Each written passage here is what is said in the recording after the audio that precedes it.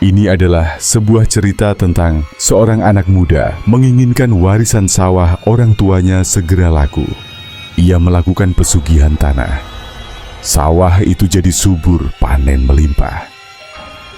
Begini cerita selengkapnya. Langit sore di desa Karangjati berwarna jingga muram, seolah ikut berkabung. Ratusan warga berdiri mengelilingi liang lahat yang baru saja ditutup tanah. Di tengah kerumunan, Ardi menatap kosong gundukan itu. Tempat terakhir kedua orang tuanya disemayamkan setelah kecelakaan mobil yang menewaskan mereka seminggu lalu. Sawah yang luas menghampar di belakang rumah tua mereka. Warisan berhektar-hektar itu dulu dikelola bapaknya, Pak Sastro, petani yang disegani di desa. Tapi di mata Ardi, tanah itu bukan kenangan, melainkan beban. Kapan sawah ini bisa dijual ya? Gumam Ardi lirih sambil menendang kecil lumpur yang mengering. Dari balik bahunya, suara berat menyahut, "Jangan ngomong sembarangan, Di. Tanah ini warisan, bukan barang dagangan," ujar Kak Rini, anak pertama yang selama ini tinggal dan mengurus orang tua mereka. "Ya tapi kita butuh uang, Rin. Mau sampai kapan kita nyangkul terus? Bapak ibu juga pasti mau kita sukses," balas Ardi ketus. Kak Rini menghela napas. Dua kakak lainnya, Fajar dan Bayu, hanya saling pandang. Tak satu pun setuju menjual tanah itu. Bagi mereka, sawah itu bukan sekadar sumber hidup, tapi peninggalan sakral yang dilindungi leluhur. Malamnya, saat langit mendung menutupi bintang, Ardi berdiri di tengah sawah, ditemani botol minuman keras setengah habis. Pandangannya kosong, pikirannya penuh rencana. Ia merasa dikhianati oleh keluarganya sendiri. Ia tak mau hidup seperti mereka, miskin, sederhana, dan puas begitu saja. Tiba-tiba, dari balik gubuk tua di ujung sawah terdengar langkah. Ardi menoleh. "Masih ada yang bangun malam-malam gini?" pikirnya. Seseorang muncul, tua, bungkuk, berjubah hitam. Matanya merah menyala dalam gelap. "Kau ingin tanah ini mengalirkan emas, bukan?" Suaranya serak seperti ranting kering yang dipatahkan. Ardi mundur setapak. "Siapa kamu?"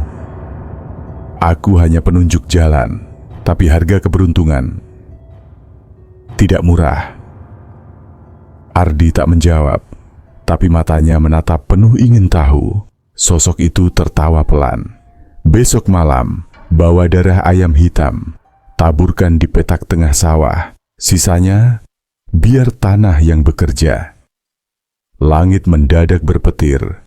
Tapi saat Ardi menoleh lagi, sosok itu sudah menghilang, meninggalkan bekas jejak kaki di tanah basah yang menyala merah redup. Malam berikutnya datang dengan sunyi yang tidak biasa. Angin seolah menahan napasnya, dan jangkrik pun enggan bersuara. Ardi berdiri di tengah sawah, menggenggam erat kantong plastik hitam yang meneteskan darah hangat. Seekor ayam cemani yang baru saja disembelih diam-diam di belakang rumah tetangga. Petak tengah sawah itu disebut warga Petak Panguripan. Tempat bapaknya biasa menanam bibit pertama setiap musim tanam. Konon tanahnya adalah yang paling tua, paling keramat, dan tak boleh diinjak sembarangan saat malam tiba. Tapi malam itu, Ardi melangkah ke sana. Tanpa ragu sedikit pun, ia membuka kantong, menciduk darah ayam dengan tangan telanjang, dan menaburkan ke tanah, seperti yang diperintahkan. Lalu, ia mengubur segenggam tanah yang telah dicampur darah itu dengan koin emas kecil yang ia temukan di dalam saku jaket bapaknya. Entah dari mana asalnya. Langit tiba-tiba menggelap. Petir menyambar jauh di bukit, dan suara gemuruh terdengar dari dalam tanah. Tanah di sekeliling kaki Ardi seperti bergerak, berdenyut, hidup. Ia mundur perlahan, wajahnya pucat. "Apa aku barusan bangunin sesuatu?" bisiknya sendiri. Beberapa detik kemudian, semuanya hening kembali. Angin berhembus pelan, seolah tak ada apa-apa yang terjadi. Tapi ketika Ardi berbalik hendak pulang, ia mendengar bisikan samar dari lumpur basah. dapatkan yang kau inginkan, dan bayar dengan milikmu. Keesokan paginya, sawah itu tampak berbeda. Daun padi yang sebelumnya menguning kini hijau segar, mengilat seperti baru disemprot pupuk mahal. Lalat dan hama hilang. Bahkan air irigasi yang biasanya keruh menjadi jernih, memantulkan langit biru. Kak Rini terkejut. Baru semalam, kok bisa berubah secepat ini? Pak Bayu berjongkok mencubit lumpur. Tanahnya lembut banget, kayak udah dicampur pupuk mahal. Ardi tersenyum kecil di sudut bibir. Mungkin ini memang waktunya keberuntungan keluarga kita berubah. Dan benar saja, dalam hitungan minggu, sawah itu menghasilkan panen terbaik sepanjang sejarah keluarga. Padi tumbuh tinggi, bulirnya padat, hasilnya melimpah. Kabar menyebar cepat. Banyak tetangga datang menanyakan rahasia Ardi. Tapi ia hanya tertawa, menepuk pundak mereka, dan berkata, "Tanah itu cinta sama kita kalau kita tahu cara minta baik-baik." Namun kegembiraan itu tak bertahan lama. Malam setelah panen pertama, hujan deras mengguyur Karangjati. Petir menyambar di dekat rumah keluarga Ardi. Di pagi hari, warga menemukan jenazah Kak Fajar di tepi pematang sawah. Tubuhnya nyaris tak dikenali, wajahnya remuk, kulitnya membiru, dan yang paling mengerikan, tangannya seperti mencengkeram lumpur keras-keras, seolah mencoba memegang sesuatu sebelum tenggelam. Tak ada yang tahu kenapa Fajar keluar malam-malam saat hujan. Tapi Kak Rini menangis histeris, Bayu bungkam, dan Ardi hanya berdiri kaku menatap sawah yang kini lebih hijau dari sebelumnya. Sudah seminggu sejak kematian Kak Fajar, tapi rasa duka belum benar-benar mereda. Warga desa mulai berbisik-bisik. Banyak yang bilang kematiannya aneh, tidak masuk akal. Bahkan Pak Lurah pun sempat berkata pada Ardi, kalau sawah itu bisa bikin panen segitu bagusnya dalam semalam, biasanya ada yang minta balasan. Ardi hanya tersenyum sopan. Dalam hatinya, ia berusaha menepis pikiran buruk. Kematian Fajar pasti cuman kebetulan. Hujan deras, jalan licin, siapapun bisa terpeleset. Lagi pula, dia tak mau menyalahkan keberuntungan yang sudah memberinya segalanya. Dengan hasil panen melimpah, Ardi mulai menjual berkarung-karung beras ke kota. Ia membeli motor baru, mengganti atap rumah, bahkan diam-diam menabung untuk membeli sawah tetangga yang sudah lama ditelantarkan. Namun, sejak kematian Fajar, ada hal-hal kecil yang mulai mengganggu. Setiap malam, ia mendengar suara cangkul mencangkul tanah dari sawah. Padahal tak ada siapapun di luar. Lumpur di petak tengah seolah bergerak pelan, seperti bernafas. Dan setiap ia bermimpi, wajah Kak Fajar muncul. Penuh lumpur, matanya kosong, dan hanya mengucap satu kalimat, "Siapa selanjutnya di?" Pada musim tanam berikutnya, tanah itu menjadi lebih subur lagi. Ardi bahkan tidak perlu membajak atau memberi pupuk. Tanaman tumbuh dengan sendirinya, cepat, sehat, sempurna. Bahkan ilmuwan pertanian pun akan heran melihat keajaiban itu. Namun Kak Bayu yang biasanya pendiam mulai berubah. Ia sering duduk termenung di tepi sawah, menatap petak tengah dengan pandangan kosong. Gua mimpi aneh semalam," katanya suatu pagi. "Kayak Fajar manggil gue dari dalam tanah. Tangannya narik-narik ke kaki gue. Terus gue tenggelam." Ardi pura-pura tertawa. "Itu cuman mimpi, Bay. Jangan terlalu dipikirin." Tapi malam harinya, mimpi itu jadi kenyataan. Kak Bayu ditemukan tewas di kandang sapi. Tubuhnya tergantung terbalik, dengan kepala tertancap ke dalam lumpur, seperti seseorang memaksanya mencium tanah. Anehnya, tidak ada jejak kaki atau tanda orang lain di sekitar tempat kejadian. Warga mulai ketakutan. Beberapa mengaitkan kejadian itu dengan sawah keluarga Ardi. Banyak yang mulai menjauh, enggan membeli hasil panennya. Sementara Kak Rini hanya bisa menatap Ardi dengan mata merah dan bibir bergetar. "Kamu ngelakuin sesuatu ya, Di? Ngaku." Ardi membantah habis-habisan. Tapi malam itu, ketika hujan turun lagi dan suara tangisan terdengar dari petak tengah sawah, ia tahu persis siapa yang akan menjadi korban berikutnya. Sudah 3 bulan berlalu sejak kematian Kak Bayu. Ardi tidak lagi keluar rumah kecuali untuk memantau sawahnya dari jauh. Kak Rini menghilang, meninggalkan sepucuk surat yang hanya berisi 1 kalimat, "Lebih baik aku pergi sebelum tanah itu menelanku juga." Kini hanya Ardi yang tersisa, tapi sawah itu tetap tumbuh, tetap panen, tetap menghasilkan. Dan setiap kali hasil panennya dijual, uang datang seperti air bah. Ardi membeli mobil, memperluas rumah, bahkan membangun villa kecil di pinggir desa. Tapi semua itu tak pernah membuatnya tidur nyenyak. Setiap malam, suara itu makin jelas, tangisan, jeritan, desah kelelahan seperti orang mencangkul tanpa henti. Dan yang paling menyakitkan, suara ibunya. "Di, kamu di mana, Nak? Tolong ambilin ibu dari dalam sini." Suatu malam Ardi tak tahan lagi.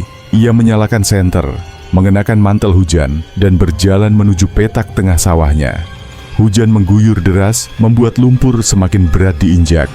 Begitu sampai di sana, tanah terasa hangat, seperti napas yang keluar dari dada makhluk hidup. Ardi berdiri diam, lalu berlutut, lalu meletakkan telinganya ke permukaan tanah basah. Dek, dek, dek. Ada detak jantung, ada bisikan, ada tangisan berlapis-lapis, tumpang tindih. Seperti seluruh keluarganya terkubur hidup-hidup di bawah sana. Tiba-tiba, tangan penuh lumpur mencuat dari dalam tanah dan mencengkeram pergelangan kakinya. 1 tangan, 2, 3, 4.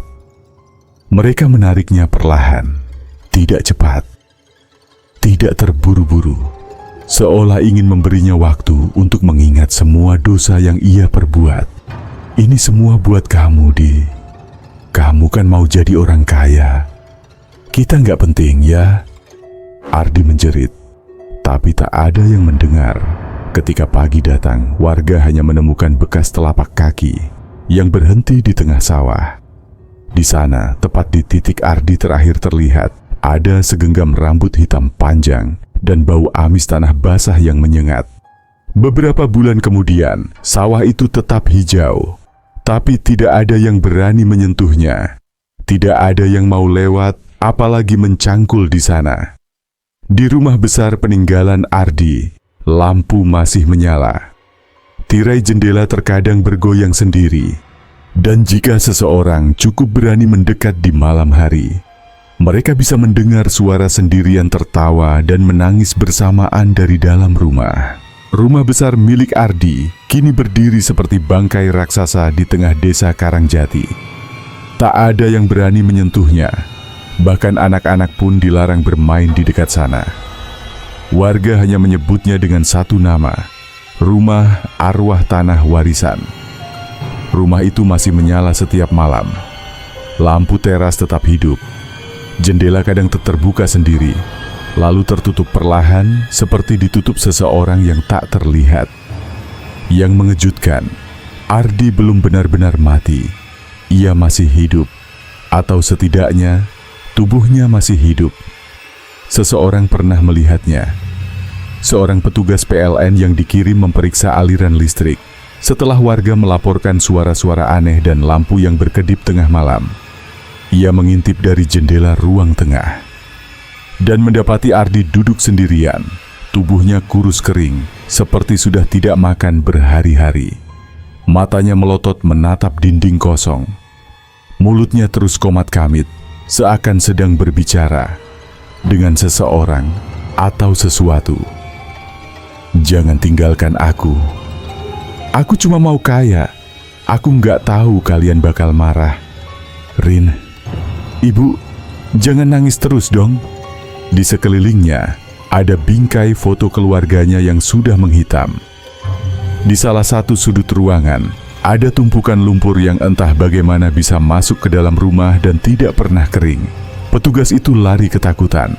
Ia bersumpah tak akan pernah kembali ke rumah itu lagi. Beberapa minggu kemudian, terjadi sesuatu yang aneh.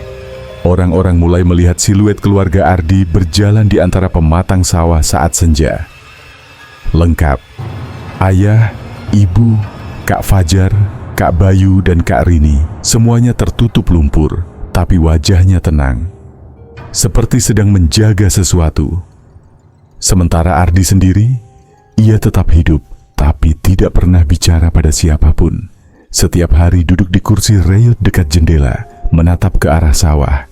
Dan setiap malam, ia menangis, dengan suara parau yang terdengar sampai ke jalan. Tangis yang sama, tangis yang dulu ia abaikan, yang dulu ia sebabkan. Tangis dari dalam lumpur. Ardi duduk di kursi tuanya seperti biasa, menatap sawah yang tak pernah tidur. Matanya sudah cekung, pipinya kempis, tapi tubuhnya masih bernapas. Entah apa yang membuatnya tetap hidup. Mungkin kutukan itu sendiri menolak membiarkannya mati. Setiap malam, ia mencatat sesuatu di buku tua warisan ayahnya. Halaman-halaman itu kini dipenuhi tulisan yang tak beraturan. Mereka masih di bawah. Tanah ini haus. Kalau aku mati, siapa yang gantiin? Ampuni aku, Bu. Aku cuma mau jadi orang. Suatu malam, hujan turun deras. Tapi berbeda dari biasanya. Malam itu tanah tidak berbisik. Tidak ada jeritan. Tidak ada suara cangkul, tidak ada tangisan. Hanya sunyi. Sunyi yang menakutkan. Ardi merasa ada yang berubah. Ia bangkit. Langkahnya tertatih, tubuhnya gemetar. Ia keluar rumah tanpa mantel hujan, hanya dengan buku tuanya di tangan. Ia berjalan menuju sawah. Lumpur menyambutnya, basah dan hangat. Di petak tengah, tanah tampak, terbuka. Seperti mulut raksasa yang sedang menguap. Di dalamnya, ia melihat bayangan. Bukan hanya keluarganya, tapi dirinya sendiri. Dirinya yang dulu, sebelum serakah, sebelum rakus, sebelum memuja emas lebih dari kasih sayang. Mereka nggak butuh uangmu, Di. Suara ibunya terdengar lembut. Mereka cuma pengen kamu pulang. Air mata Ardi tumpah. Aku minta maaf. Aku salah. Aku rela kehilangan semuanya, asal bisa bareng kalian lagi. Untuk pertama kalinya, ia melempar buku itu ke dalam lumpur. Buku yang selama ini jadi saksi semua ketamakannya. Tanah berguncang pelan. Udara terasa lebih hangat. Dan lalu, sunyi kembali. Keesokan harinya, warga menemukan sawah itu kembali seperti semula. Tidak ada tanaman, tidak ada kehijauan, hanya tanah, kosong, lembab, dan diam. Rumah Ardi, kosong, tak ada lagi lampu menyala, tak ada suara dari dalam. Hanya satu hal yang tersisa di atas meja ruang tamu, sebuah bingkai foto keluarga yang utuh dan bersih dari lumpur. Ardi tak pernah terlihat lagi, tidak hidup, tidak juga mati. Tapi sebagian warga bilang, kalau kamu berani berdiri di tengah sawah itu saat matahari terbenam, kamu bisa dengar suara lembut berkata, kaya itu bukan tentang punya semuanya, tapi siapa yang masih mau duduk makan bareng kamu.